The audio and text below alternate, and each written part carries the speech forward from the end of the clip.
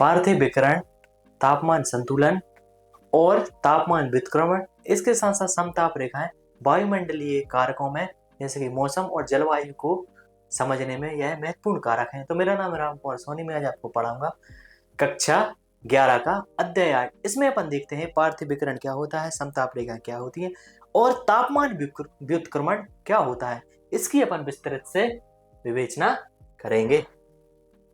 तो सबसे पहले है पार्थिव विकिरण। पार्थिव विकिरण, पार्थिव मतलब होता है पृथ्वी, विकिरण मतलब होता है उससे विकिरण निकलना, मतलब पृथ्वी के धरातल से जो विकिरण निकलते हैं उनको क्या कहा जाता है, उनको कहा जाता है पार्थिव विकिरण। जैसे कि ये पृथ्वी है, इसके धरातल से जो विकिरण निकलेंगे उन्हीं विकिरण को क्या कहा जाएगा, उन्हीं विकिरण को कहा जाएगा पार्थिव विकिरण, या इसको और कह सकते हैं टेराटोस्ट्रियल रेडिएशन। तो सौर विकिरण लघु तरंग के रूप में पृथ्वी की सतह को गर्म करता है, मतलब जो सूर्य से आने वाली जो किरणें हैं, जो सूर्य से आने वाली जो किरणें हैं वो कैसी है, लघु तरंग के रूप में, जो पृथ्वी उनको अवशोषित कर लेती है, जबकि जो पृथ्वी से जो तरंगें निकलती हैं वो आराम आराम से निकलती है, इसलिए उनको कहा जाता है दीर्घ तरंग दैर्ध्य।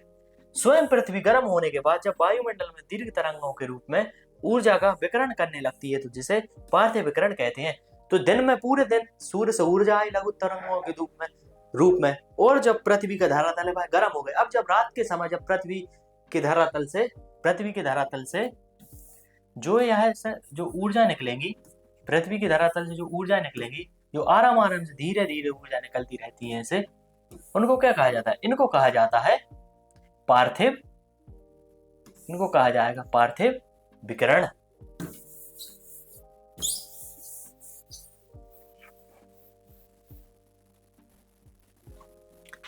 अब पार्थिव विकिरण किस तरह लाभदायक है, वो अपन देखते हैं कि पार्थिव विकिरण क्यों लाभदायक है। तो पार्थिव विकिरण एक ग्रीन हाउस गैस की तरह कार्य करता है, जो वायुमंडल में जो गैसें हैं वो ग्रीन हाउस गैस की तरह कार्य करती है, जो पार्थिव विकिरण को रोक लेती है, जिससे पृथ्वी का टेम्परेचर गर्म बना रहता है। यह प्रक्रिया वायुमंडल को गर्म करती है। जैसे वायुमंडल में कुछ गैसें हैं जो ग्रीन हाउस गैस की तरह कार्य करती हैं, जैसे ग्रीन हाउस गैसें दीर्घ तरंगों को सोख लेती हैं और वायुमंडल अप्रत्यक्ष रूप से गर्म हो जाता है। तत्पश्चात धीरे धीरे इस ताप के अंतरिक्ष में संचरित कर दिया जाता है। पृथ्वी रात के समय ठंडी हो जाती है और आसमान, यदि आसमान साफ है तो इसमें यह है कि यह धरातल से जो यह किरणें निकली, यहाँ पर वायुमंडल में विभिन्न प्रकार के हैं जलवाष्प, धूलकण, तो यह इसको रोक लेती हैं, जिसके कारण यह वापस आ जाए, जिसके कारण यहाँ पर पृथ्वी का तापमान गर्म हो जाता है। तो यह पार्थिव विकिरण के साथ साथ जो ग्रीन हाउस गैस है यह पृथ्वी को कंबल की तरह कार्य करती हैं और यह पृथ्वी को गर्म रखती है और धीरे धीरे फिर यहाँ से किरणें वापस निकल जाती है, तो यह धरातल ठंडा हो जाता है और धीरे धीरे लगभग सुबह 4 बजे के समथिंग पूरी किरणें निकल जाती हैं और पृथ्वी का धरातल ठंडा हो जाता है।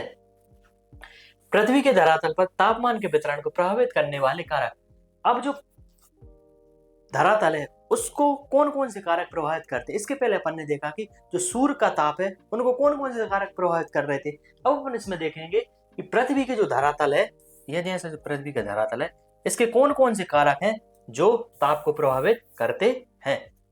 तो ऊष्मा किसी पदार्थ के कणों में अणुओं की गति को दर्शाती है। वही तापमान किसी पदार्थ या स्थान गर्म या ठंडा होने को दर्शाती है। जैसे डिग्री में मापते हैं, किसी भी स्थान पर वायु का तापमान निम्नलिखित कारकों द्वारा प्रभावित होता है। अब तापमान का मतलब क्या है, तापमान का मतलब होता है तापमान ठंडा भी हो सकता है, तापमान गर्म भी हो सकता है। तो ऊष्मा की मात्रा निर्धारित करती है कि उस जगह का तापमान कैसा होगा। यदि ऊष्मा ज्यादा है तो पता चलेगा कि उस जगह का तापमान अधिक है, यदि ऊष्मा कम है तो पता चलेगा उस जगह का तापमान कम है। अब तापमान को किस प्रकार मेजरमेंट किया है, तो तापमान को फारेनहाइट से भी माप सकते, डिग्री सेल्सियस से भी माप सकते और भी अन्य उपकरणों से तापमान को मापा जा सकता है। अब पहला कारक क्या है, अक्षांश। अक्षांश पृथ्वी के तापमान को प्रभावित करता है। जैसे यह पृथ्वी है, यह 0 डिग्री है और यह 90 डिग्री है। जैसे जैसे अपन विषुवत रेखा से ध्रुवों की ओर जाते हैं तो टेम्परेचर कम होता जाता है, और जैसे जैसे ध्रुवों से अपन विषुवत रेखा की ओर आते हैं वैसे वैसे टेम्परेचर बढ़ता जाता है। क्यों? क्योंकि यहाँ पर सूर्य की तो यहाँ पर डायरेक्ट किरण पड़ रही है और यहाँ पर सूर्य की तिरछी किरणें पड़ती है, इस कारण यहाँ पर तापमान कम होता है और यहाँ पर तापमान अधिक होता है, यहाँ पर टेम्परेचर कम होता है। तो किसी भी स्थान का तापमान उस स्थान द्वारा प्राप्त सूर्य ताप पर निर्भर करता है। जहां पर सूर्य ताप अधिक होगा तो वहां पर तापमान भी अधिक होगा। सूर्य ताप की मात्रा में अक्षांशों के अनुसार भिन्नता पाई जाती है। जैसे कि 0 डिग्री सेल्सियस पर सूर्य का ताप अधिक होता है इसलिए तापमान अधिक होगा, जबकि ध्रुवों के पास सूर्य का ताप कम होता है इसलिए तापमान कम होता है। तुंगता या ऊंचाई, मतलब ऊंचाई बढ़ने के साथ साथ अपन क्या देखते हैं, जैसे जैसे पृथ्वी से ऊंचाई पर जाते जाते हैं वैसे वैसे 6.5 डिग्री सेल्सियस की दर से तापमान धीरे धीरे कम होता जाता है। क्यों? क्योंकि ऊंचाई पर जाने पर हवा के जो अणु हैं वो दूर दूर हो जाते हैं, इसलिए धीरे धीरे तापमान घटता जाता है। वायुमंडल पार्थिव विकिरण के द्वारा नीचे से ऊपर की ओर गर्म होता है। यही कारण है कि समुद्री तल के पास स्थानों पर तापमान अधिक तथा ऊंचाई वाले भागों के पास तापमान कम कम होता है। अब अपन ये देखते हैं कि जो वायुमंडल वो कैसे गर्म होता है। तो वायुमंडल पार्थिव विकिरण के साथ गर्म होता है, तो धीरे धीरे जैसे जैसे ऊंचाई पर जाते हैं यह तापमान धीरे धीरे कम होता जाता है। क्यों? क्योंकि धरातल के पास अधिक सघनता है, अणुओं की भी सघनता है, पॉपुलेशन की भी सघनता है। जैसे धीरे धीरे अपन ऊपर जाते हैं, पहाड़ों की ओर जाते हैं, तापमान कम होता जाता है। अब है समुद्र से दूरी। अब अपन जैसे जैसे देखेंगे कि जैसे यदि कोई स्थान समुद्र के पास है तो वहां पर समकारी जलवायु पाई जाए। क्यों? क्योंकि समुद्र की विशेषता है वो धीरे धीरे गर्म होता है, धीरे धीरे ठंडा होता है। यदि कोई, जैसे कि मुंबई में ना गर्मी पड़ती है और ना अधिक ठंड पड़ती है, इसी प्रकार यदि दिल्ली में देखा जाए तो वह समुद्र से बहुत अधिक दूर है, तो वहां पर गर्मी भी बहुत अधिक पड़ती है। क्यों? क्योंकि उसकी विशिष्ट ऊष्मा कम होती, जल्दी से दिन में धरातल गर्म हो गया और रात में जल्दी से ठंडा हो गया। तो इस प्रकार से यहाँ पर भिन्नता महाद्वीपीयता का प्रभाव पाया जाता है। तो इसमें अपन देखते हैं किसी स्थान के तापमान को प्रभावित करने वाला महत्वपूर्ण दूसरा कारक है समुद्र से उस स्थान की दूरी। यदि दूरी अधिक है, स्थान की अपेक्षा समुद्र धीरे धीरे गर्म और धीरे धीरे ठंडा होता है। समुद्र के निकट स्थित क्षेत्रों पर समुद्र एवं स्थल का समीर का समान प्रभाव पड़ता है। यदि कोई स्थान समुद्र के समीप है तो वह धीरे धीरे ना ज्यादा वहां पर गर्मी पड़ेगी, ना ज्यादा वहां पर ठंड पड़ेगी। यदि कोई स्थान समुद्र से दूर है तो वहां पर गर्मी भी अधिक पड़ती है और सर्दी भी अधिक पड़ती है। इसे अपन महाद्वीपीयता का प्रभाव कहते हैं। अब वायु साहित्य या वायु राशि तथा महासागरीय धाराएं। अब अपन देखते हैं जो एयर मासेस होते हैं, जो ओशन करंट होती है, यह भी तापमान को कम या ज्यादा करने में मदद करती हैं। यदि कोई स्थान ठंडा है तो वहां से और ठंडी जलधारा निकल जाती है, उस स्थान का तापमान और ठंडा हो जाता है। यदि किसी स्थान से गर्म जलधारा निकल जाए तो उस स्थान का टेम्परेचर और अधिक बढ़ जाता है। तो इसमें देखेंगे कि वायु राशि भी तापमान को प्रभावित करती है। उष्ण वायु संयंत्र से प्रभावित होने वाले स्थानों का तापमान अधिक तथा ठंडी वायु संयंत्र से प्रभावित स्थानों का तापमान कम होता है। इसी प्रकार महासागरीय धाराओं का प्रभाव भी तापमान पर पड़ता है। तो अपन ये देखते हैं कि महासागरीय धाराओं के साथ साथ जो एयर मासेस रहते हैं वो भी किसी स्थान के तापमान को प्रभावित करते हैं। और इस प्रकार अपन ये देखते हैं कि पूरे वायुमंडल में वायु जो समुद्रीय धारा है वो तापमान संतुलन का कार्य करती है। अब है तापमान व्युत्क्रमण, टेम्परेचर इन्वर्सन। अब तापमान व्युत्क्रमण क्या होता है? जैसा कि अपन ने देखा है कि जैसे धरातल है, धरातल से जैसे जैसे ऊपर ऊंचाई पे जाते हैं टेम्परेचर कम होता जाता है। लेकिन इस स्थिति में यह देखा जाता है कि जैसे जैसे अपन धरातल से ऊंचाई पर जाते जाते हैं तो टेम्परेचर बढ़ता जाता है। तो धरातल से ऊंचाई पर जाते समय धरातल से ऊंचाई पर जाते समय तापमान का बढ़ना ही क्या कहलाता है? तापमान का बढ़ना ही कहलाता है तापमान व्युत्क्रमण। इसमें वायुमंडल की सबसे निचली परत क्षोभमंडल जो पृथ्वी के धरातल से सटी हुई है, में ऊंचाई में जाने के साथ साथ सामान्य स्थितियों में तापमान घटता है। जैसे अपन ने पढ़ा कि जैसे जैसे अपन ऊंचाई पर जाते हैं टेम्परेचर कम होता जाता है, लेकिन परंतु कुछ विशेष परिस्थितियों में ऊंचाई के साथ तापमान घटने के स्थान पर बढ़ने लगता है। तो कभी कभी टेम्परेचर घटने की जगह ऊंचाई पर जाते समय टेम्परेचर बढ़ने लगता है। इसी को ऊंचाई के साथ तापमान के बढ़ने को ही तापमान व्युत्क्रमण कहते हैं। ऊंचाई के साथ जब तापमान बढ़ेगा उसी को तापमान व्युत्क्रमण कहा जाता है। अब स्पष्ट है कि तापमान के प्रतिलोमन में धरातल के समीप ठंडी वायु तथा ऊपर की ओर गर्म वायु होती है। अपन ने वैसे देखा है यह जैसे कि यहां पर नॉर्मल कंडीशन में क्या है, नॉर्मल कंडीशन में यहां पर तो गर्म वायु होती है, ऊपर चली तो थोड़ी ठंडी, और ऊपर चली तो ठंडी वायु होती है। यह नॉर्मल कंडीशन है। जब यहाँ पर टेम्परेचर इनवर्स होता है तो क्या होता है कि नीचे तो ठंडी वायु रहेगी और उसके ऊपर यहाँ पर जो गर्म वायु रहेगी। जब यहाँ पर गर्म वायु रहेगी इसी को कहा जाता है टेम्परेचर इनवर्स। फिर इसके ऊपर ठंडी वायु रहेगी। तो यदि नीचे से ऊपर जाते समय लगातार टेम्परेचर कम होता रहता है तो उसे नॉर्मल कंडीशन कहते हैं।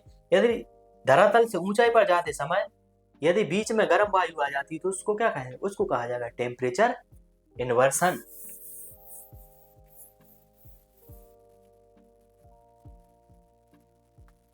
अब इसकी कुछ दशाएं होती हैं। अब अगर टेम्परेचर इनवर्स चाहिए तो उसकी कोई दशाएं होती है। अब उनकी क्या दशा है? इसकी सबसे पहली दशा है लंबी रातें।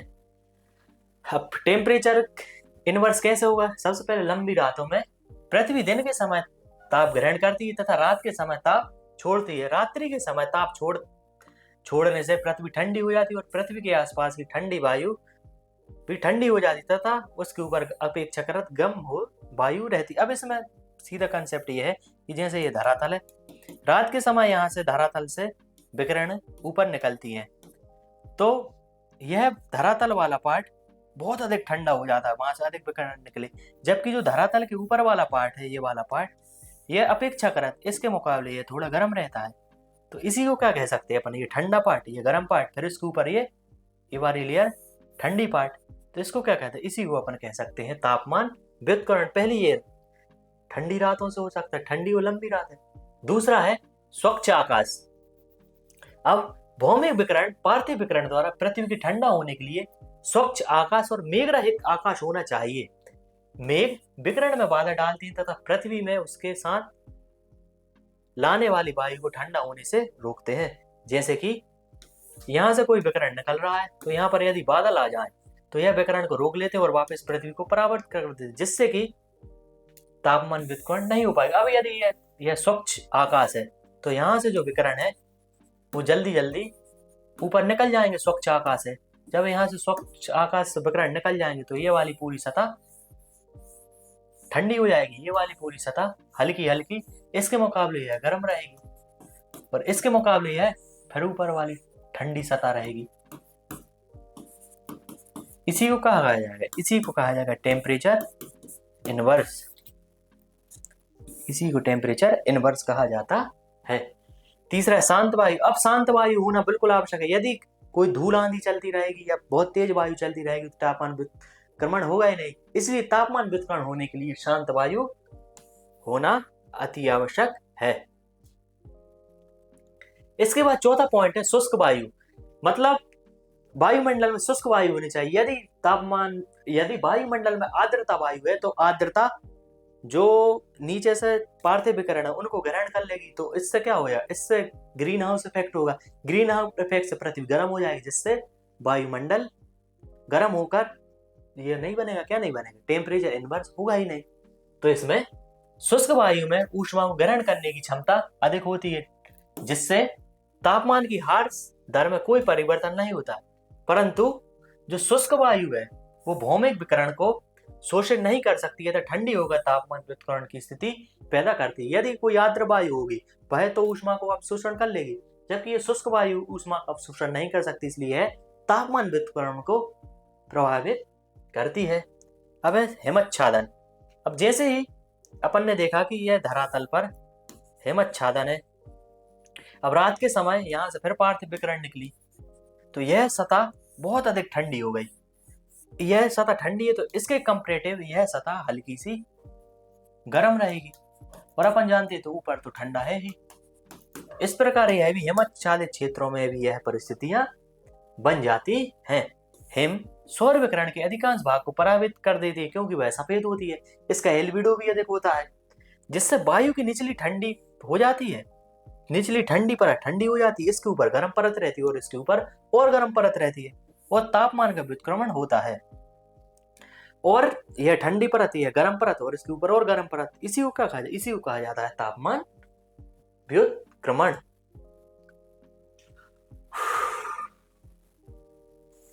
अब एक टर्म एंड कंडीशन आती है। अब अपन कहते हैं कि तापमान का सामान्य हार्स पतन दर क्या है तापमान की। तो तापमान की सामान्य हार्स पतन दर की धरातल से 1000 मीटर या धरातल से 1 किलोमीटर की ऊंचाई पर जाने पर 6.5 डिग्री सेल्सियस तापमान कम हो जाता है। इसी को क्या कहा जाए, इसी को कहा जाता है नॉर्मल लैप्स रेट या सामान्य ताप पतन दर। देखो, ऊंचाई बढ़ने के साथ साथ तापमान कम होता चला जाता है।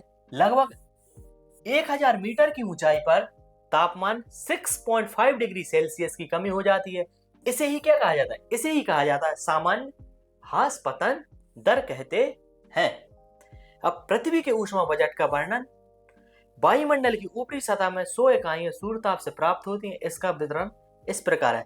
अब इसमें अपन थोड़े छोटे तौर पर क्या देख लेते, इसमें इसका एक रोल सौर बजट का भी रहता है। सौर बजट मतलब होता है कि सूर्य से कितना ताप आया और पृथ्वी ने कितना अपसूरण किया और कितना वापस अंतरिक्ष में चला गया। इसके लेखा जोखा को ही क्या कहते हैं, इसके लेखा जोखा को ही ऊष्मा बजट कहते हैं। अब है सूर्य ताप का विकिरण। सूर्य विकिरण पृथ्वी की परावर्तित मात्रा को एल्बिडो कहते हैं। अपन ने जो पीछे देखा था कि एल्बिडो का यहाँ छोटा सा कंसेप्ट यहाँ भी आता है एल्बिडो में, जिसमें अपन ने यह देखा था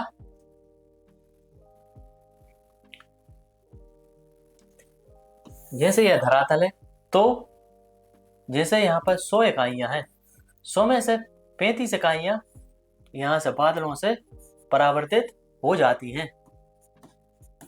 अब कितनी बची, अब बची अपने पास 65 इकाइयां। अब जो 65 इकाइयां कैसे आती है, 65 इकाइयों से डायरेक्ट जो 51 आती है ये तो धरातल पर आ जाती है। जो यहाँ 14 इकाइयां रहती है, यह जो 14 इकाइयां रहती है वायुमंडल के द्वारा अवशोषण कर ली जाती हैं।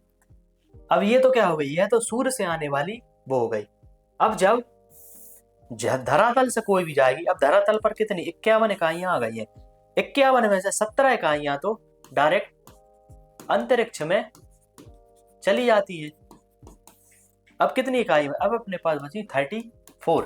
अब 34 में से कैसे जाएगा, 34 में से 19 चला जाएगा संवहन के द्वारा और कुछ चला जाएगा विसरण के द्वारा। इस प्रकार से इसका लेखा जोखा है, इसको क्या कहते हैं, इसको कहा जाता है ऊष्मा बजट। इसमें यह है जैसे कि 16% धूल कण और जलवाष्प कणों द्वारा अवशोषित हो जाती है, 3% बादलों द्वारा। अब इसमें भी यह देखें कि जो 35% इकाइयां हैं, अब जैसे कि ये 35% है, यह 35% में से 2% हिम के द्वारा, 27% बादल द्वारा और 6% धूल के कणों के द्वारा परावर्तित हो जाती है। इस इकाई को क्या कहा जाता है, इस इकाई को पृथ्वी का एल्बिडो कहा जाता है। अब इसमें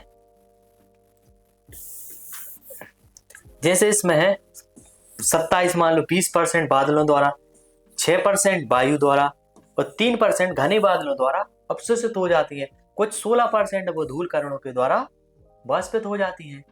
अब जैसे कुछ 4% है जल और स्थल द्वारा परिवर्तित हो जाती है और कुछ 51% जो 35% चला गया। अब जो कितना बचा, अब अपने 49% तो ऊपरी वायुमंडल में रहेगा। अब अपने पास बचा सिर्फ 51% जल और स्थल द्वारा अवशोषित हो जाती है। इसी को क्या कहा जाता है, इसी से तो पृथ्वी 51% तो पृथ्वी गर्म होती है। अब जो 49 इकाइयां कहाँ आ गई, 49 इकाइयां आ गई वायु मंडल के पास। अब अपन पृथ्वी से जब यहां से जो पार्थिव विकिरण निकलेगी तो उनमें क्या देखेंगे कि 17 इकाइयां तो डायरेक्ट अंतरिक्ष में चली गई। 17 इकाइयां, इसमें से 6 इकाइयां वायुमंडल, यहां से 6 इकाइयां वायुमंडल के द्वारा अवशोषित हो गई। इसके बाद 9 इकाइयां, कुछ 9 इकाइयां संवहन संवहनीय धाराओं के रूप में ऊपर चले गए। इसके बाद 19 इकाइयां, यहाँ पर 19 इकाइयां संघनन की गुप्त ऊष्मा बादलों के रूप में एकत्रित हो गई, 19 इकाइयां। इस प्रकार से 51 इकाइयां पार्थिवीकरण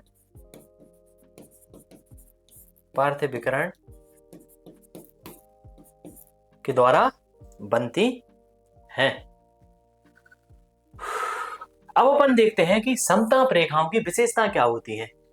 समताप रेखा मतलब समान तापमान को मिलाने वाली काल्पनिक रेखाओं को समताप रेखाएं कहा जाता है।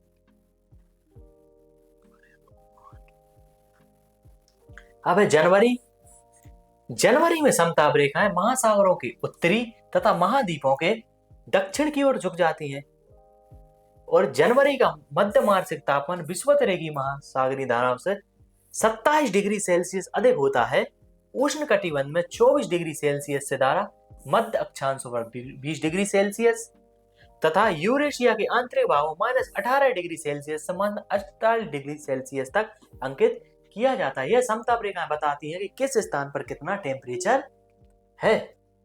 इसके बाद दक्षिणी गोलार्ध में समताप रेखाएं भिन्नता कम होती है। क्यों? क्योंकि यहाँ पर दक्षिणी भाग में समुद्री भाग अत्यधिक होता है, इसलिए भिन्नताएं भी कम होती हैं। क्योंकि वहां पर जल भाग, यहाँ पर जल भाग अधिक है और स्थलीय भाग कम होता है, इसलिए समताप रेखाएं लगभग अक्षांशों के यह समांतर सीधी सीधी चलती हैं। इस प्रकार यह सीधी सीधी चलती हैं। अब जुलाई की बात करें अगर अपन, तो इस मौसम में समताप रेखा उष्ण कटिबंध में 30 डिग्री सेल्सियस से अधिक उष्ण का निर्माण महाद्वीप के भीतरी भागों में करती है।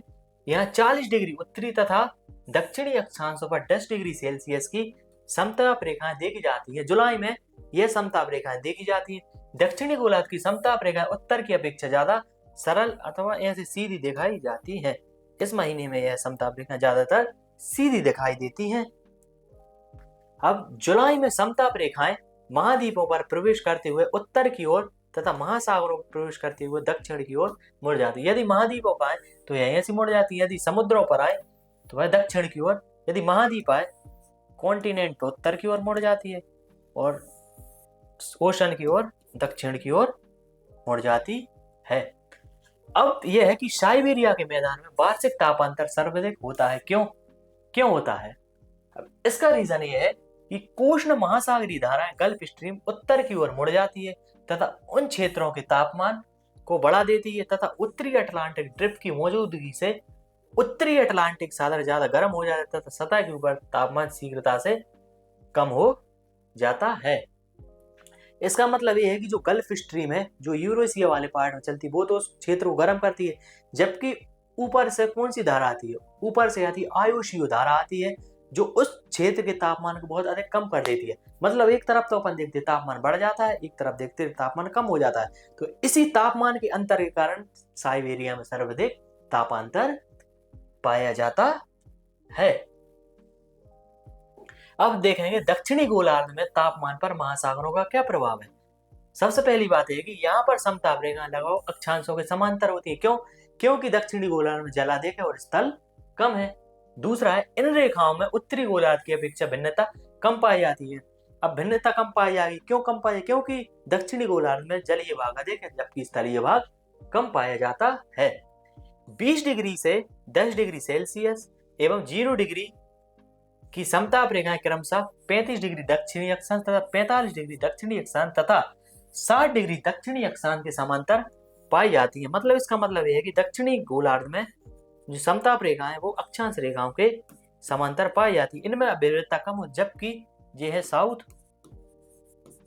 जबकि नॉर्थ में स्थलीय भाग की विभिन्नता के कारण समताप रेखाएं आड़ी टेढ़ी इस प्रकार पाई जाती हैं। तो इस प्रकार अपन देखते हैं कैसे तापमान व्युत्क्रमण, कैसे समताप रेखाएं और कैसे ऊष्मा बजट पृथ्वी के वायुमंडल के साथ साथ पृथ्वी की पारिस्थिति को भी परिवर्तित करता है। यदि सूर्यताप अधिक होता है, सूर्यताप कम होता है, तो इसका नकारात्मक प्रभाव पृथ्वी के जीव जंतुओं पर पड़ता है। तो इसी प्रकार से डेप्थ में पढ़ने के लिए हमारे क्यूक्यू एजुकेशन के ऐप को अभी प्ले स्टोर से डाउनलोड करें और यदि आपको वीडियो पसंद आए तो वीडियो को लाइक करें, चैनल को सब्सक्राइब करें और वीडियो पर कमेंट जरूर करें। और यह वीडियो अपने सभी दोस्तों के साथ शेयर करें। Thank you.